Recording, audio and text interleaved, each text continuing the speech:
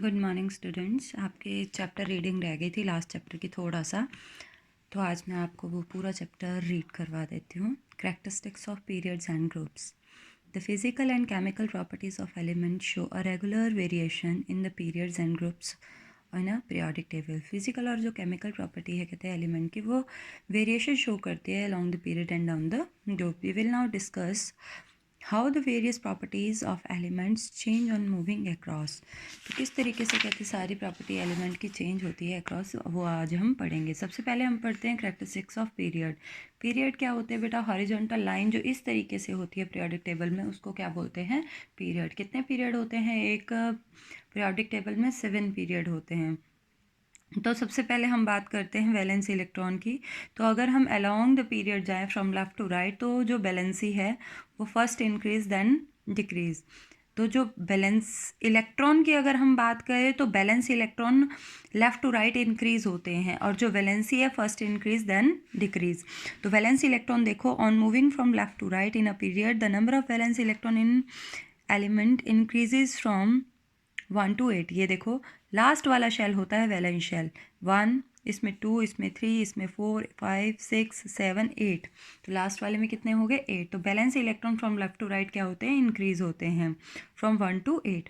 और जो वैलेंसी है पहले देखो, इसके वैलेंस शेल में 1 2 3 4, फिर 3 2 1 0। अब आप बोल रहे होंगे ये 4 के बाद 3 2 1 0 क्यों होनी शुरू होगी? बैलेंस इलेक्ट्रॉन में अगर 4 तक इलेक्ट्रॉन है या 3 तक इलेक्ट्रॉन है या 1 इलेक्ट्रॉन है, 2 इलेक्ट्रॉन है, लास्ट वाले शेल में 3 इलेक्ट्रॉन है, तो उसकी वैलेंसी 1 2 3 ही होगी।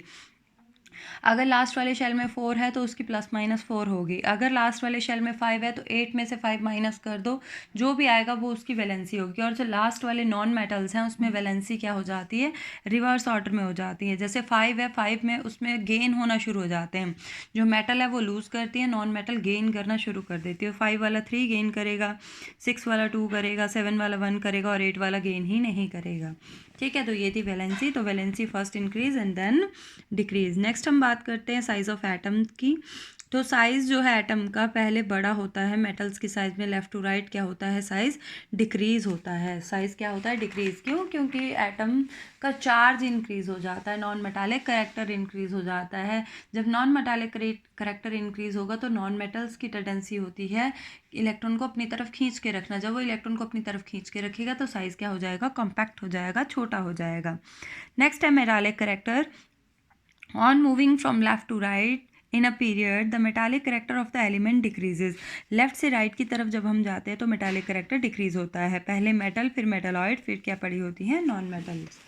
नेक्स्ट हम बात करते हैं केमिकल रिएक्टिविटी की। तो metals highly reactive, non metals are also highly reactive, but जो मेटालॉइड्स होते हैं वो क्या होते हैं? लीस्ट रिएक्टिव होते हैं। नेक्स्ट है nature of oxide. On moving from left to right जो मेटल होते हैं वो हाईली बेसिक ऑक्साइड बनाते हैं, और जो नॉन मेटल होते हैं हाईली एसिडिक ऑक्साइड बनाते हैं, और जो मेटलॉइड्स होते हैं वो एम्फोटेरिक ऑक्साइड बनाते हैं। अब एम्फोटेरिक ऑक्साइड क्या होते हैं? जो acidic as well as basic property दोनों शो करते हैं। नेक्स्ट हम बात करते हैं कैरेक्टरिस्टिक्स ऑफ ग्रुप्स की। ग्रुप्स क्या होती हैं बेटा? जो वर्टिकल कॉलम्स होते हैं उनको क्या बोलते हैं? ग्रुप बोलते हैं। इस तरीके से जो कॉलम होते हैं उनको ग्रुप बोलते हैं। टोटल कितने कॉलम होते हैं? वो 18 होते हैं। तो वैलेंस इलेक्ट्रॉन की अगर हम बात करें तो एक ग्रुप में, अगर हम एक ग्रुप की बात करें, पहले ग्रुप की बात करें, हर एक ग्रुप की अपनी वैलेंस इलेक्ट्रॉन सिमिलर होंगे। हर एक ग्रुप के नीचे तक वैलेंस इलेक्ट्रॉन सेम होंगे, वैलेंसी भी सेम होगी। तो valence electron, all the element in a group in the periodic table have the same number of valence electron. For example lithium, sodium, potassium, they have only 1 valence electron in their last shell, और इसकी valency भी कितनी होगी? 1। Second group की बात करें तो उनकी वैलेंसी कितनी होती है? 2। अगर हम 17th ग्रुप की बात करें तो उनके वैलेंस इलेक्ट्रॉन कितने होते हैं? 7, और वैलेंसी कितनी होती है? 1 -1, मतलब ये एक इलेक्ट्रॉन गेन करते हैं। और जिनके आउटर मोस्ट शेल में 1 2 या फिर 3 इलेक्ट्रॉन होते हैं वो 1 2 3 लूज़ करते हैं, और उन पे चार्ज पॉजिटिव होता है, और वो मेटल होते हैं। मेटल के ही लास्ट शेल में 1 2 या फिर 3 इलेक्ट्रॉन होते हैं। नॉन मेटल के शेल में 5 6 या फिर 7 इलेक्ट्रॉन होंगे, और जो नोबल गैसेज होंगे उनका जो आउटरमोस्ट शेल होगा फुली फिल्ड होगा, उसमें 8 इलेक्ट्रॉन होंगे। नेक्स्ट अगर हम बात करें वैलेंसी की, तो वैलेंसी भी सिमिलर ग्रुप में सिमिलर ही होगी। ये देखो सेम वैलेंसी इलेक्ट्रॉन होंगे, सेम वैलेंसी होगी। जैसे अगर लास्ट शेल में 1 इलेक्ट्रॉन है तो वैलेंसी भी क्या होगी, सारे के सारे ग्रुप की 1 होगी। अगर 2 है तो 2 होगी, 3 है तो 3 होगी, अगर 5 है तो 3 वैलेंसी होगी, अगर 6 है तो 2 वैलेंसी होगी, अगर 7 है तो 1 वैलेंसी होगी, अगर 8 है तो 0 वैलेंसी होगी। नेक्स्ट हम बात करते हैं साइज ऑफ एटम। अगर हम ग्रुप में बात करें तो नीचे की तरफ बेटा साइज क्या होता है, बड़ा होता है। क्यों बड़ा होता है?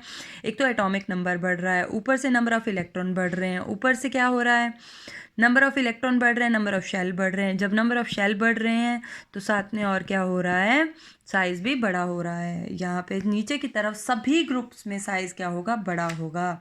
और जो रिएक्टिविटी है मेटल के केस में साइज़ की अगर हम बात करें, सभी के केस में नीचे की तरफ क्या होगा, बड़ा होगा। नेक्स्ट हम बात करते हैं मेटालिक करेक्टर। तो सभी ग्रुप्स में नीचे की तरफ मेटालिक करेक्टर क्या होता है, इंक्रीज होता है। वो चाहे मेटल के केस में बात कर लो, चाहे आप नॉन मेटल के केस में बात कर लो, सभी ग्रुप्स में जब आप नीचे की तरफ जाओगे तो सभी में मेटालिक करेक्टर क्या होता है, इंक्रीज होता है। और अगर हम रिएक्टिविटी की बात करें तो रिएक्टिविटी मेटल के केस में नीचे की तरफ बढ़ती है और नॉन मेटल के केस में नीचे की तरफ कम होती है। ऊपर वाली मेटल नॉन मेटल ज़्यादा रिएक्टिव होती है और मेटल के केस में नीचे की तरफ रिएक्टिविटी बढ़ती है, नॉन मेटल के केस में ऊपर की तरफ रिएक्टिविटी बढ़ती है और नीचे की तरफ कम होती है। और अगर हम ऑक्साइड की बात करें, on going down the group the periodic table there is no change in the nature of oxide. और पीरियोडिक टेबल में नीचे की तरफ ऑक्साइड में कोई भी चेंज नहीं होती है, सेम ऑक्साइड बनाते हैं। अब हम बात करते हैं merits of modern periodic table. Merits होती हैं उसकी विशेषताएं। The modern periodic table is based on the atomic number of the element, which is the most fundamental property of element. Atomic number के base पे था modern periodic table. Modern periodic table help in understand the element in a group show similar property, but element differ in the group show different property. Similar group वाले similar property show करते हैं और different group वाले different property show करते हैं. Modern periodic table explain the reason for the periodicity in properties of element. Periodicity की after regular interval of time के बाद similar property का रेपिटेशन क्यों होता है, इसको भी किसने एक्सप्लेन किया, पीरियोडिक टेबल ने। नेक्स्ट हम बात करते हैं modern periodic table tells us why the properties of element repeated after regular interval of time. ये भी किसने एक्सप्लेन किया, मॉडर्न पीरियोडिक टेबल में। एडवांटेजेस क्या है पीरियोडिक टेबल के कारण, केमिस्ट्री सिस्टमेटिक्स तरीके से हम एलिमेंट्स को स्टडी कर सकते हैं। Easier to remember the properties of the element. The type of compound formed by the element can be predicted by the lowering its position in the periodic table. हम बता सकते हैं कि किस तरीके के कंपाउंड बनाता है। तो नेक्स्ट है properties periodic table chart used as a teaching aid in the chemistry in school and colleges. हम इसका चार्ट बनाकर बच्चों को अच्छे से पढ़ा सकते हैं। तो ये था बेटा आपका लास्ट चैप्टर, इसकी बस रीडिंग रहती थी, बाकी मैंने आपको सारे इसके क्वेश्चन आंसर्स करवा दिए हैं। अच्छे से करो, अच्छे से पढ़ो। पेपर में आपको क्वेश्चन ऐसे भी आता है, आपको पीरियोडिक टेबल में से कुछ एलिमेंट्स दिए होंगे, आपको पूछा जाएगा, जैसे मान लो आपको दे दिया सोडियम और पोटाशियम, आपको पूछा जाएगा किसका साइज़ बड़ा है। तो आपको पता है सोडियम के बाद पोटाशियम आता है, ऑब्वियस है पोटाशियम का साइज़ बड़ा होगा। अगर अलॉन्ग द पीरियड पूछ लिया आप सोडियम और मैग्नीशियम में से किसका साइज़ बड़ा है, तो ऑब्वियस है सोडियम का साइज़ बड़ा होगा, क्योंकि along the period from left to right size क्या होता है, डिक्रीज होता है। तो इस तरीके के क्वेश्चन आते हैं। आपको इलेक्ट्रॉनिक कन्फिग्रेशन पूछ सकते हैं, सब कुछ पूछ सकते हैं। तो अच्छे से इसको अच्छे से पढ़ना है।